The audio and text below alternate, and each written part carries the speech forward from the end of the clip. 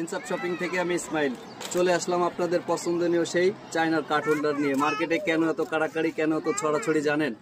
এই কার্ড হোল্ডারের ফ্যাসিলিটি জানলে আপনি অবাক হয়ে যাবেন। যারা এখনও নেননি দ্রুত অর্ডার করে ফেলেন, স্টক সীমিত। তো আপনাদের ফ্যাসিলিটি একটু দেখাইতে চাই। এই রাউন্ড জিপারের কার্ড হোল্ডারের ফ্যাসিলিটিটা দেখেন।